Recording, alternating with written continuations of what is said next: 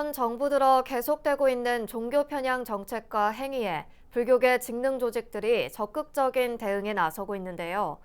특히 대한불교청년회는 역사 바로 알기 운동본부를 결성해 주어사 천지남 가톨릭 성지화 사업 등에 맞서고 있습니다. 대한불교청년회 100년 역사 최초로 여성 회장으로 당선돼 왕성한 활동을 펼치고 있는 장정화 회장을 전경윤 보도국장이 만났습니다. 네, 회장님 안녕하십니까? 네, 안녕하십니까? 네, 오늘은 대한불교 청년회 회장이시죠. 장정화 회장님을 모셨습니다. 최근에 종교 편향 문제라든지 우리 불교 역사 바로 세우기 이런 문제에 대한 관심이 많이 큽니다. 그런데 최근에 대한불교 청년회가 중심이 돼서 역사 바로 알기 운동본부를 조직을 했는데 말이죠. 이게 어떤 성격의 이 본부인지 어떤 취지가 있는지 소개해 주시죠. 역사 바로 알기 운동본부는 경기도 광주시와 천주교가 이제 천지남 주어사지 등을 이제 불교의 유적지가 남아 있는 곳에 특정 종교가 이제 성지화 작업을 추진하면서 이제 논의가 된 사건이에요.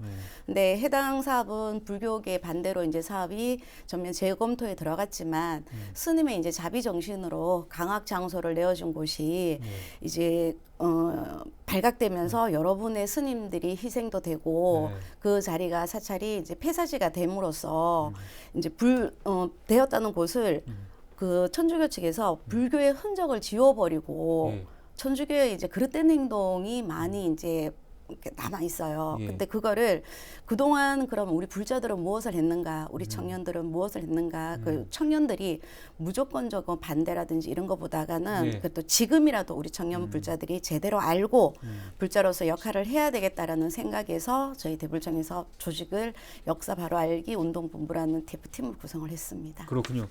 그러니까 이 남양주 천지남과 여주 주어사지에서 벌어지고 있는 천주교 성지화 사업, 뭐 순례길 조성, 뭐 이런 사업들이 여기뿐만 아니라 이제 곳곳에서 진행되고 있는 걸로 알고 있는데 불교 역사를 왜곡하거나 의도적으로 지우는 일들이 많다고 보시는 거군요, 그렇죠? 그렇죠.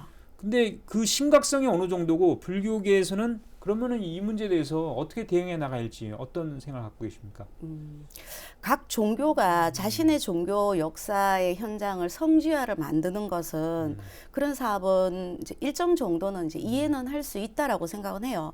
근데 천주교의 성지화 사업은 종교 간의 분쟁을 일으키고 있고 이제 오랫동안 유지되어 온 종교 화합을 근본부터 무너뜨리고 있다고 생각을 해요. 그러니까 더욱 심각한 것은 이제 천주교의 성지화 사업은 불교 역사를 비롯해서 이웃 종교들의 역사성을 훼손시키는데 이제 크게 지니고 있다고 생각해요. 천주교는 이제 전국에서 진행되고 있는 이제 천주교만에 의한 천주교민들에 위한 이런 성지화 사업은 조금 중단되어야 되지 않겠나.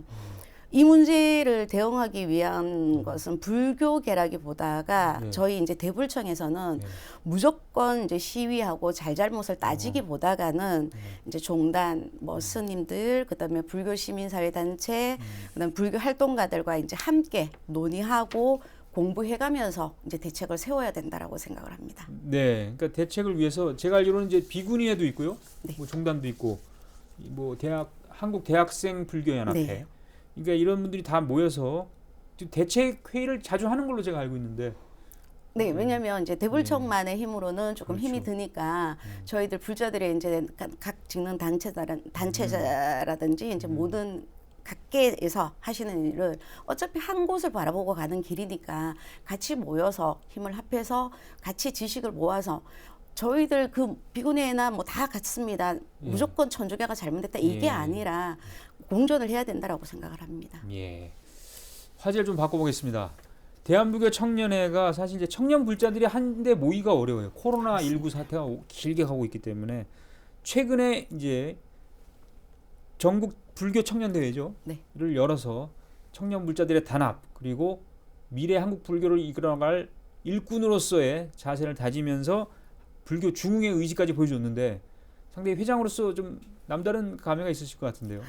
네, 작년에 저희들이 창립 100주년을 맞이했지만 역시나 코로나 때문에 부총대를 하지를 못했어요. 약소하게 했었고 또 올해도 사실 어려운 여건이었지만 손 놓고 그냥 있을 수는 없었어요. 하지만 어렵게 준비한 대회였고 뭐 평년도보다 참석 인원은 많이 작았지만 그래도 하나된 마음으로 하나되는 세상을 만들어 나가자라는 결의를 세웠습니다. 그리고 청년들이 국가의 미래라고 생각합니다. 저희들은 청년들이 굳건히 사회의 이제 중심에 서 있을 때 사회 모든 부분이 이제 균형 있게 발전하게 되지 않을까라는 저희 청년 불자들이 그런 마음이고요. 앞으로도 한국 불교의 발전과 삼보 외호에 노력을 다할 것을 다짐할 겁니다. 노력할 것입니다. 많은 관심과 호응 부탁드리겠습니다. 알겠습니다. 사실 근데 저출산 시대 또 탈종교화 시대라고 하지 않습니까? 네. 종교 인구가 줄어들고 있고 출가자 수도 줄고 있고 그렇기 때문에 지금 개별 사찰을 보면은 청년 불자들의 신앙 활동이 좀 침체돼 있어요. 맞습니다. 그렇기 때문에 이 청년 포교 또 이 젊은 불교를 위해서 우리가 많은 노력이 필요할 것 같은데 회장님 어떻게 보십니까? 코로나19 여건 속에 정말 청년 불자들이 많이 감소했어요. 근데 이제 쉽게 접하고 이제 줄어드는 불자들을 이제 어떻게 접해야 되는지 방법을 찾아야 되는 방법이 중앙의 가장 큰 고민이라고 생각해요. 그러면 지금은 이제 입시 위주의 이제 대학이 되다 보니까 이제 저희들이 찾아가야 되겠죠. 이제는 오기만 기다리는 게 아니라 그러면 찾아가는 법회를 만들어서 고등학생이나 일반 대중들한테 저희들이 이제 큰 스님들이나 지도 법사님들한테 도움을 청해서 고등학교나 지역민들한테 가서 찾아가는 법회를 한다든지 그리고 또 군종병들한테 가서 법당에서 앉아서 경전만 하는 법회가 아니라 같이 군종병들과 축구를 한다든지 아니면 운동장에서 몸으로 부딪히는 정말 실제로 우리 불법을 포교할 수 있는 홍보를 한다든지 현실에 와닿는 포교를 해서 불교의 인연을 만들어 준다든지 하지만 지금처럼 계속 이렇게 코로나가 확산을 해서 대면이 어렵다라고 한다면